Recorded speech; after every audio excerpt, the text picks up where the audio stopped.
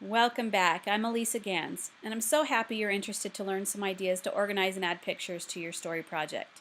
This is number 3 in my video instructional series on how to create Once Upon a Time stories.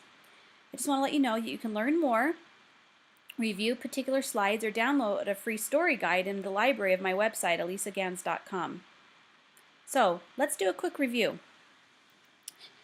We talked about stories and the tools that can be used to help make a seemingly daunting and stressful task of organizing and creating your stories less stressful and instead easy and fun. I outlined 6 steps to story construction. First one was to set up your workbench and get that login and 2 free stories that Historylines is going to provide to you as a gift. Number 2, breaking ground and putting in a foundation. Upload your tree from either Family Search or your preferred tree maker. Then, step 3, getting construction plans ready, creating a mind map and organizing your thoughts. Then 4, excavating and preparation. You got to dig up all the records. Step 5, framing your story, hammering out the details. And remember, you can download a story guide from my website.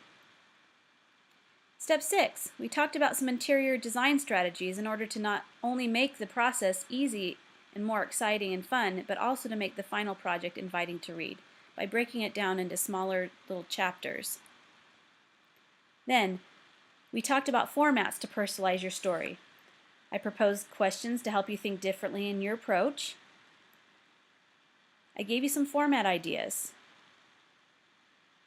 And then I encourage you to think about including a magical opening to your story. Because remember, once upon a time, no matter the language, still has this sense of magic in an inviting way to bring in a story. And then lastly, the important reminder to make sure you cite your sources and give credit to those who have done all the work in the journals and records that you are preparing from. Now let's talk about step 7, pictures. They've often been told that they are worth 1,000 words. I don't necessarily know exactly how to quantify them, but I know they are very important, especially if we want to engage the children and turn the hearts of the children to the fathers, or anybody at any age for that matter. I am a consultant, and I often consult people in marketing and branding, and I often tell them that the images are the most essential part of your branding.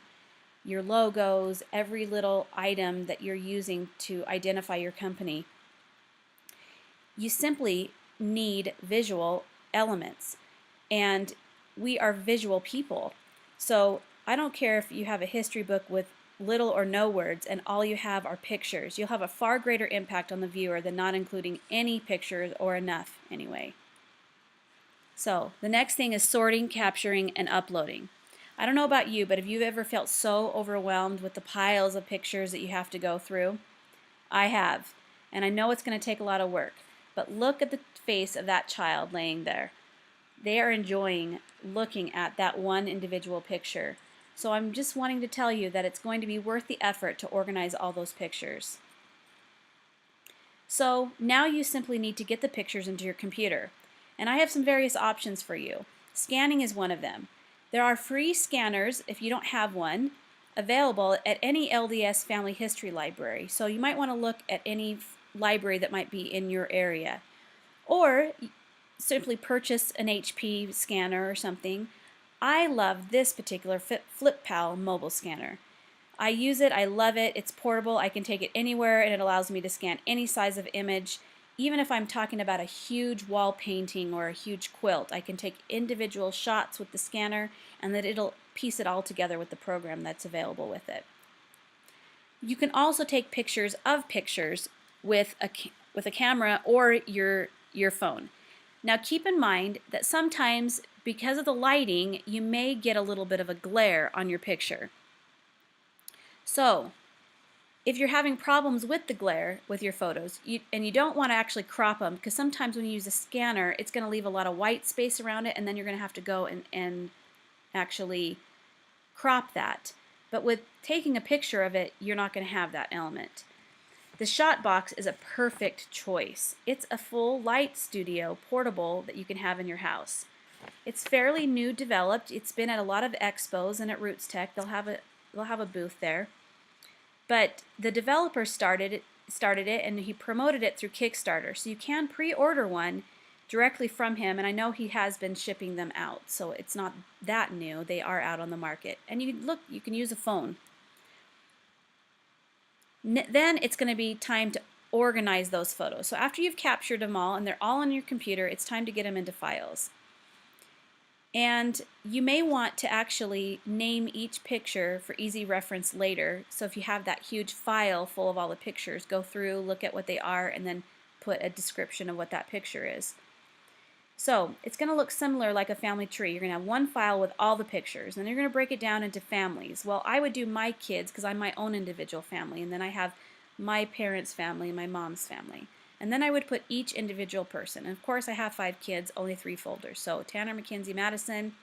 Then I would have my Biggs family, my dad, my grandpa, my grandma, my mom's family, mom, grandpa, and grandma. And that's how I would do it. Then it's time to upload them to your workbench.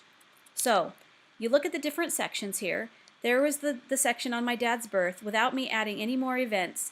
Then it's going to actually give you some of the details of what life was like for him, and it's going to tell about California in 1943. It's going to talk about World War II, for example.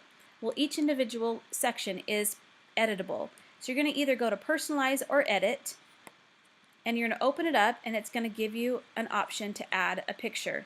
You can add a caption so that the person that's reading can see a little bit about it, and you're going to have the opportunity again to edit that section. So I also want you to notice that you can add notes for yourself that no one else can see, and you can save this event and picture to someone else's story by checking off those different people if it's a shared event in somebody's life. Also, keep in mind that if you don't like a particular section that was automatically generated by Historylines, let's say about California, you don't really want somebody to know what California was like, you just click on this Hide from the story and it won't appear in your narrative any longer. Now, Family Search also has a upload, organize, and share family option. Create an easy login with your create a username and a password. And then once you're in there, you're going to see some options: Family Tree, Memory, Search, Indexing, and Temple. You can go to Memories, and you'll actually go to Photos and make sure that you agree to their photo terms.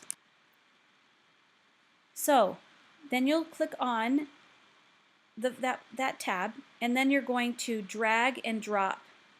And notice that the formats that they use and that they support: the JPEG, the TIFF, the BMT, or a PNG, which is basically a screenshot. Once you've uploaded it, you'll see the completed pictures below, and now you can start tagging the pictures to the individuals in your tree. So click on the picture below, or picture, whatever picture is there, and then it'll bring up the picture. And you'll be able to select any person in the tree, and this is me. So I'll enter my name, and then I'll add new by clicking it so that it can appear in my tree. But you'll notice over to the right it's not attached to my tree. So I'm going to go click on that and attach to my tree. Then I need to go search for myself. Now, as a side note, you'll notice that right underneath the Family Search logo, there's Tree, Person, Find. If you go to the tree, and I didn't make screenshots of this, but you'll notice that every person in your tree has an ID number located underneath their name. So I would actually go over to the tree, copy my ID number, and come back and find by my ID, because if you make any error at all in your name, it may not bring you up. So I'd go find my ID, enter my ID number, and then all of a sudden, there you have it. There's me. I would select me, and we could go forward. The last tools I wanted to show you are how to get aerial shots and pictures of locations for your story, either to show where you lived, what it looks like, or what it looks like in comparison to what it looked like in the past. Simply take a screenshot from your computer. Now, PCs and Macs are different. I use a Mac, but PCs have a print screen button on the keyboard which saves it in a file on your computer.